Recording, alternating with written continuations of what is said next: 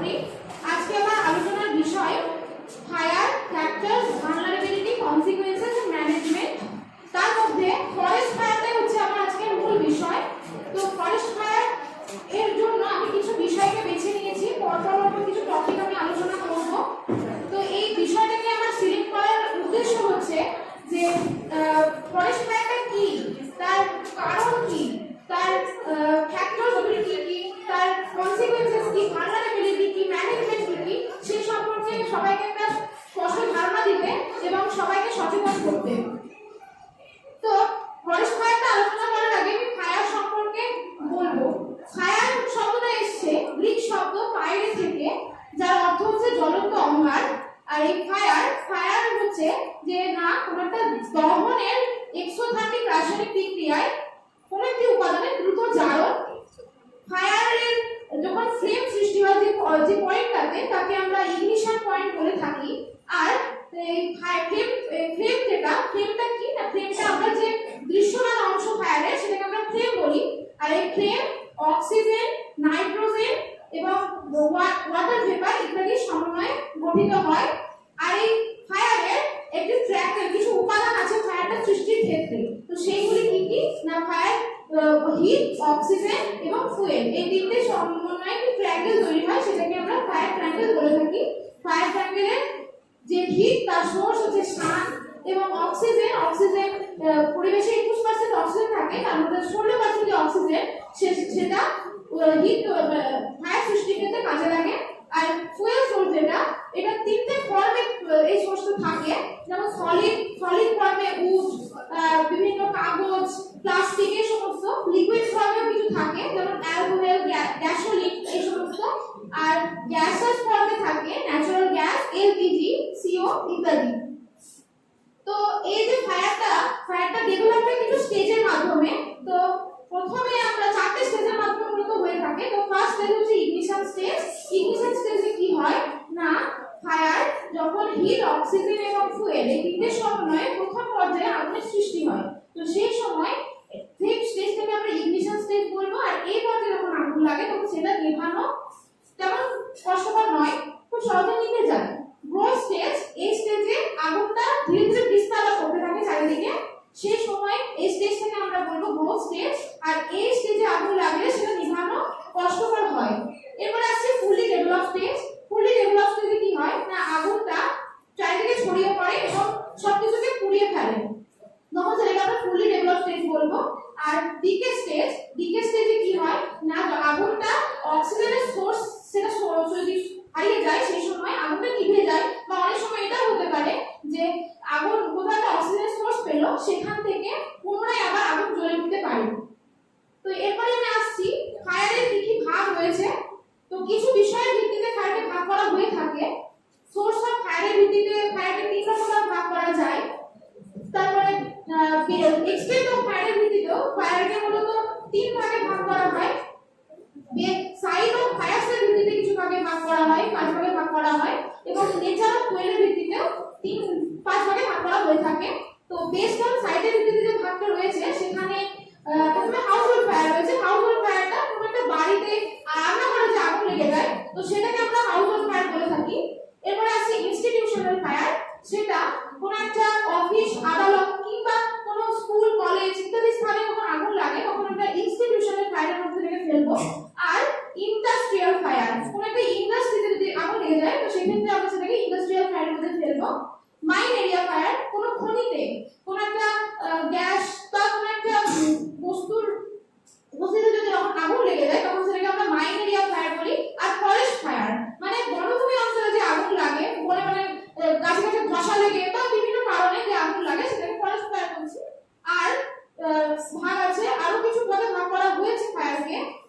National fire protection association এর ভিত্তিতেও কিছু ভাগে ভাগ করা হয়েছে ফায়ারকে। Light hazard area, moderate hazard area এবং হাই হ্যাজার্ড এরিয়া। এছাড়াও অস্ট্রেলিয়ান স্ট্যান্ডার্ডেও ফায়ারকে কিছু ক্লাসিফিকেশন করা হয়েছে। Class A fire, class B fire, class C fire, class D fire এবং ক্লাস ই ফায়ার আর এফ ফায়ার। তো আমি এবার আমার মূল বিষয়ে আসছি, ফরেস্ট ফায়ার। ফরেস্ট ফায়ারটা সম্পর্কে আমরা জানতে পেরেছিলাম আজ থেকে প্রায় 419 মিলিয়ন বছর আগে, সিলুরিয়ান যুগ,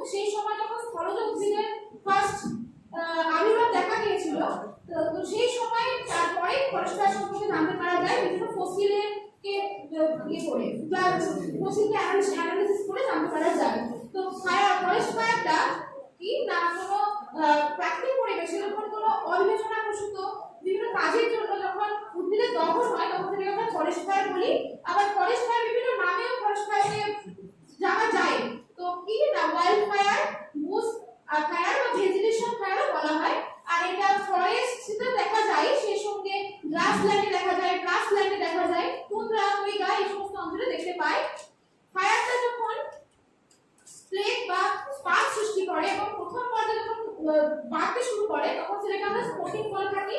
আর আমরা জানি যে আগুনের ধর্ম সবসময় উপর থেকে তার শিখা যায়। তো সেই সময়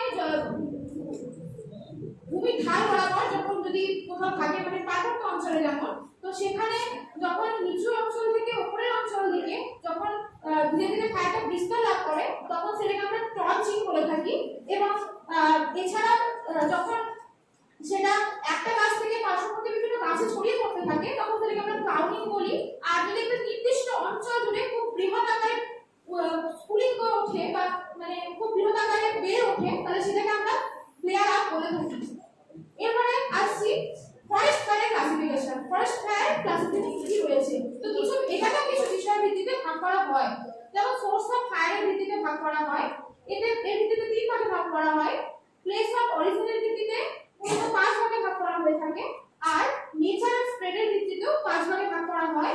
আর সাইজ অফ ফায়ারের ভিত্তিতেও 3 রকম ভাবে ভাগ করা হয়ে থাকে। তো সবার প্রথমে আসছি সোর্স অফ ফায়ারের ভিত্তিতে ভাগে। তো প্রথমে আসছে ন্যাচারাল ফরেস্ট ফায়ার।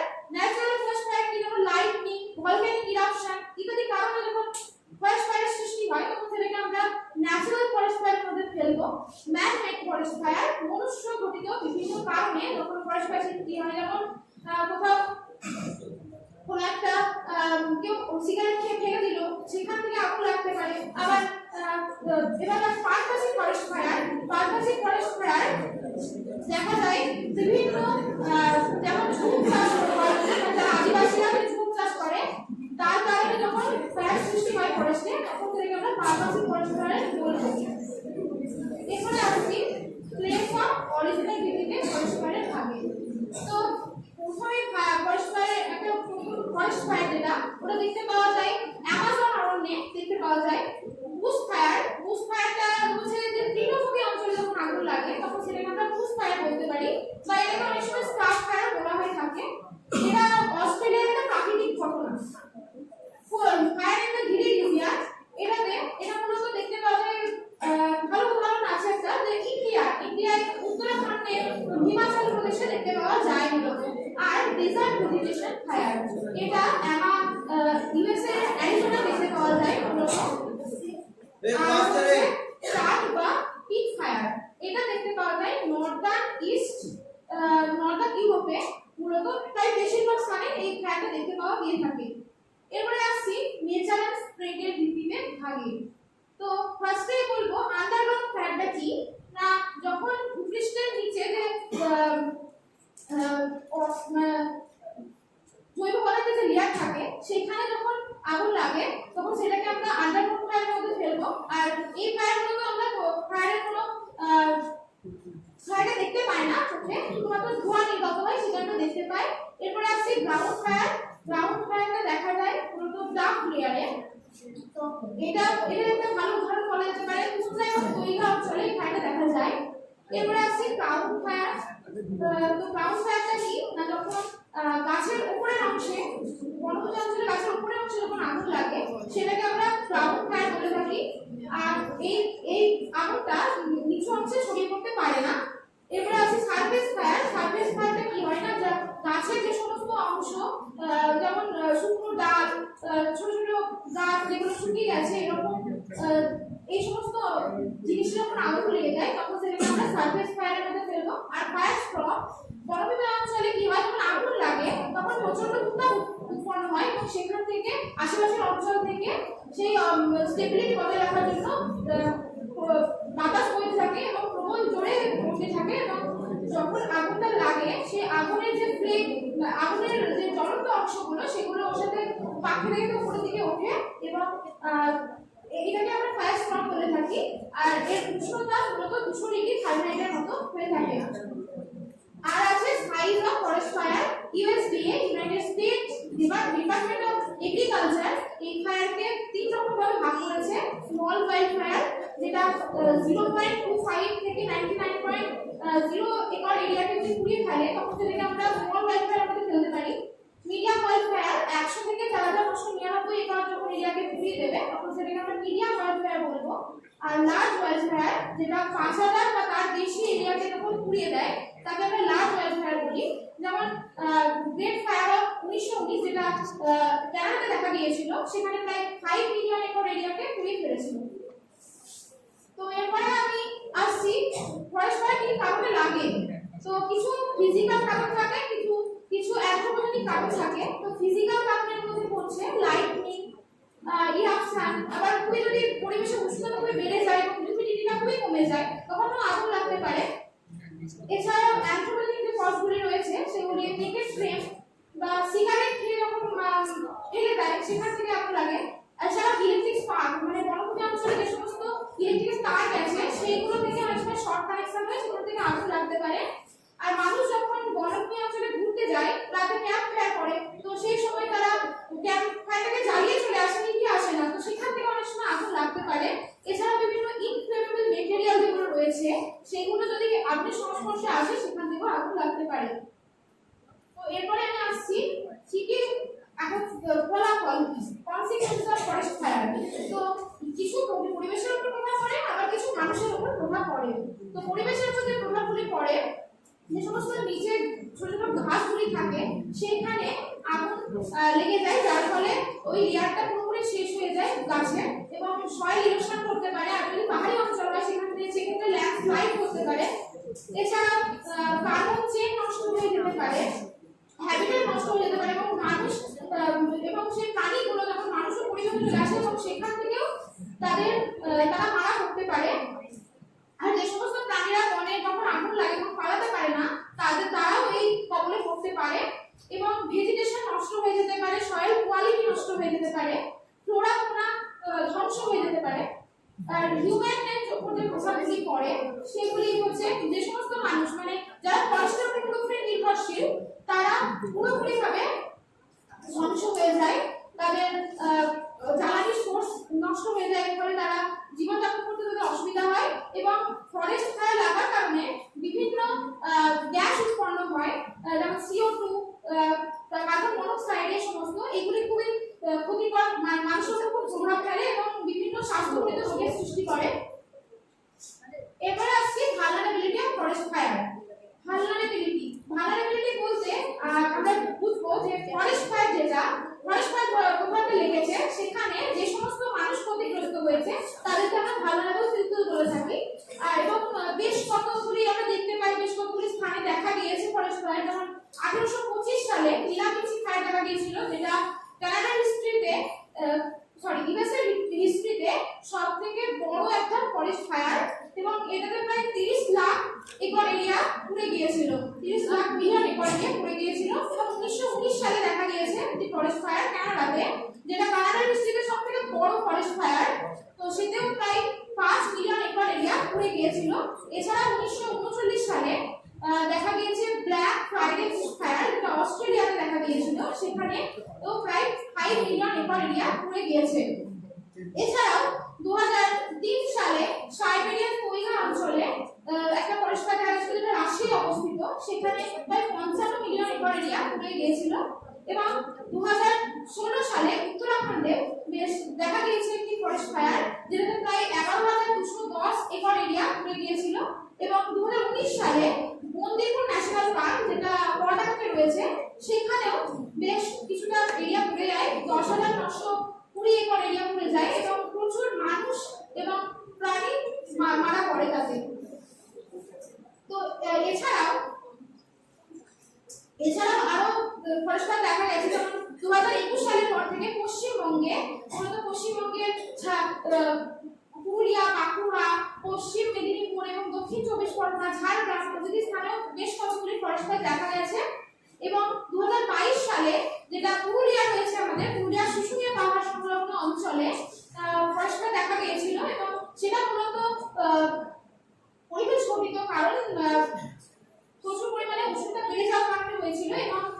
দেখা গিয়েছিল মূলত বসন্ত এবং গ্রীষ্মের মাঝামাঝি সময়ে, এবং এতে প্রচুর মানুষ এবং প্রাণী ক্ষতিগ্রস্ত হয়।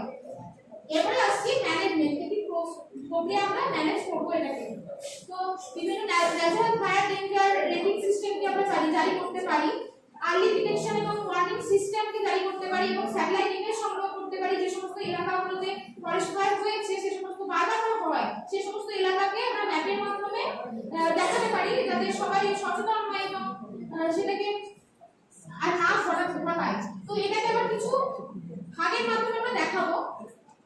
প্রি ফরেস্ট ফায়ার ম্যানেজমেন্ট, যার মধ্যে প্রিকশনকে আমরা ফেলতে পারি। এছাড়া তার ডিউরিং ফরেস্ট ফায়ার ম্যানেজমেন্ট আর পোস্ট ফরেস্ট ফায়ার ম্যানেজমেন্ট, আমাদের সাবপ্রেশনকে আমরা ফেলতে পারি। তো প্রথমে আমরা আসবো প্রিকশন, মানে আগে থেকে কি সতর্কতা আমরা নেব। তো প্রথমে যে ইনফ্লেমেবল ম্যাটেরিয়ালগুলো যেগুলো থাকবে, যেমন প্লাস্টিক বা কোনো গাছের পাতা, এই সমস্ত দ্রব্যগুলোকে যেখানে সেখানে ফেলে রাখা যাবে না, সেটাকে সরিয়ে ফেলতে হবে। এছাড়া ইলেকট্রিক কেবল যেগুলো, ইলেকট্রিকের তার যেগুলো রয়েছে বনের মধ্যে, সেগুলোকে সরিয়ে ফেলতে হবে বন থেকে দূরে। এবং পিকনিক বা যারা ওখানে স্টে করবে তাদেরকে সতর্ক করতে হবে যে তারা ওখানে স্টে করার পর সেখানে ক্যাম্পের করে কিন্তু সেটা যেন নিভিয়ে আসে, সেদিকে তাদেরকে নজর রাখতে হবে। এরপরে আমি আসবো ডিউরিং ফরেস্ট ফায়ার সময়কালীন আমাদের কি করা উচিত। তো অথরিটিকে অবশ্যই প্রথমে আমাদের অথরিটিকে জানানো উচিত। আর যে কোনো যেখানে ফরেস্ট ফায়ার লেগেছে সেখান থেকে দূরবর্তী যেখানে সেফ প্লেস সেখানে নিয়ে যাওয়া উচিত মানুষকে। যদি কেউ বাইরে বেরোয় তাহলে তাকে হ্যান্ডকারচিফ বা মাস্ক ইউজ করতে হবে। এরপরে আমরা আসবো যে পরে আমরা কি করে দমন করবো সেটাকে। So national disaster response force যেটা, তাকে মোতায়েন করতে হবে এবং যাতে তারা দ্রুত সে পদক্ষেপ নেয় সেদিকে নজর রাখতে হবে। লোকাল অ্যাডমিনিস্ট্রেটিভ লেভেলকে আমাদের জানাতে হবে। এছাড়া আমাদের আগে থেকে যে প্রি প্ল্যানিং গুলো নেওয়া ছিল সেগুলোকে প্রয়োগ করতে হবে ঠিকমতো করে, এবং বিভিন্ন হেলিকপ্টারের মাধ্যমে বিভিন্ন কেমিক্যাল প্রয়োগ করা যেতে পারে, যেমন সিলভার আয়োডাইড প্রয়োগ, মেঘে প্রয়োগ করে সেখান থেকে কৃত্রিমভাবে বৃষ্টিপাত ঘটানো যেতে পারে। এছাড়া CO2 প্রয়োগ করা যেতে পারে। বিভিন্ন ফায়ার ফাইটিং টুলস ইউজ করা যেতে পারে, যেমন উইন্ড মিটার, ড্রোন, এই সমস্ত ইউজ করা যেতে পারে। তো এই পুরোটা বিষয়টা থেকে আমি একটা সিদ্ধান্তে আসতে পারি যে বিভিন্ন ক্লাইমেটিক কন্ডিশন, বিভিন্ন মানুষের অবহেলনাপ্রসূত কারণের জন্য ধীরে ধীরে পরিবেশের দূষণ বেড়েই চলেছে, এবং সেখান থেকে পরিবেশের ফরেস্ট ফায়ারের প্রবণতা ধীরে ধীরে বেড়েই চলেছে। যেমন দেখতে পাই আমরা অস্ট্রেলিয়া, আমাজন এবং কানাডাতে বর্তমানে ফরেস্ট ফায়ার প্রচুর পরিমাণে বেড়ে গেছে। তো সেটাকে যাতে রোধ করা যায় সেই দিকে মানুষকে নজর রাখতে হবে, প্রশাসনকে ঠিকমতো ব্যবস্থা নিতে হবে তার দিকে, এবং যাতে প্রশাসন যাতে আগে থেকে যে প্ল্যানিংগুলো করে রেখেছে সেটা যেন ঠিক টাইমে প্রয়োগ করতে পারে সেই দিকে নজর রাখতে হবে। তো এই ছিল আমার আজকে আলোচনার বিষয়। ধন্যবাদ।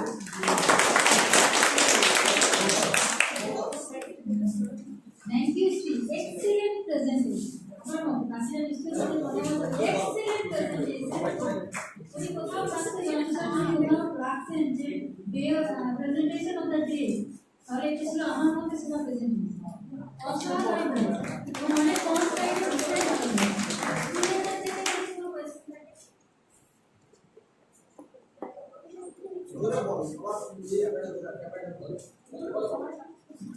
বলছিলাম যে ওয়াইল্ড ফায়ারের ক্ষেত্রে যে প্রি প্ল্যান অ্যাকশন সেগুলো কিভাবে নেওয়া যাবে। প্রি প্ল্যানিং অ্যাকশন তো আগে থেকে মানে যাতে ফরেস্ট ফায়ার নেভানো যায় সেই জন্য হেলিকপ্টার এই সমস্ত ব্যবস্থাগুলো আগে থেকে মানে যাতে মানে সময়কালীন আসতে পারে, তো তাদের জন্য মানে তাদেরকে যাতে সঙ্গে সঙ্গে অ্যাকশন নিতে পারে, তো সেটা মানে সেই ব্যবস্থা নিতে হবে। মানে অতটা ঠিক করে জানা নাই, যেটুকু জানা আছে বললাম।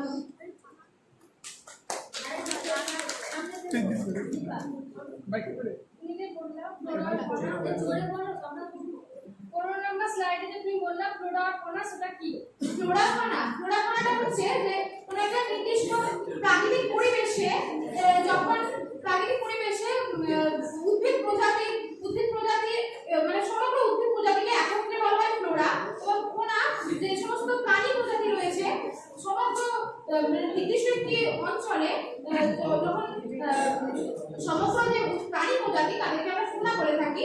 আর এই দুই বাস্তুতন্ত্রে সাহায্য করে আমাদেরকে।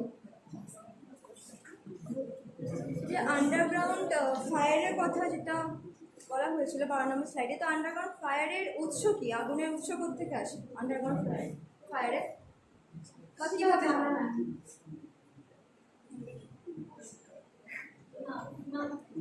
বলছি ওই ফায়ারের ক্ষেত্রে ভারতের যে বিপন্ন অঞ্চলগুলো আছে সেই বিপন্ন অঞ্চলগুলো কোন কোন অঞ্চল? ভারতের পশ্চিমবঙ্গে আমার জানা আছে। তো ভারতের হ্যাঁ কর্ণাটকে দেখা গিয়েছে, যেটা বান্দিপুর ন্যাশনাল পার্ক আছে সেখানে দেখা গেছে। গ্রাউন্ড ফায়ার গ্রাউন্ড থেকে দেখা যায়। সেটা জানা নাই।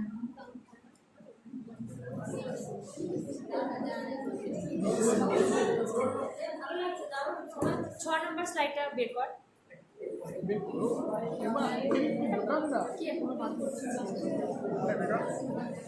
এখানে যে লাস্টের কাছে best on nature of fuel, তো এখানে যে class A B C D তারপরে কে আছে, তো ব্যাপারটা মানে পরপর তো হতে পারতো, ব্যাপারটা মানে কোথা থেকে এরকম নাম কেন? এটা পরপর হয়নি, ক্লাস এ ফায়ার মানে অ্যাস থেকে কথা এসেছে।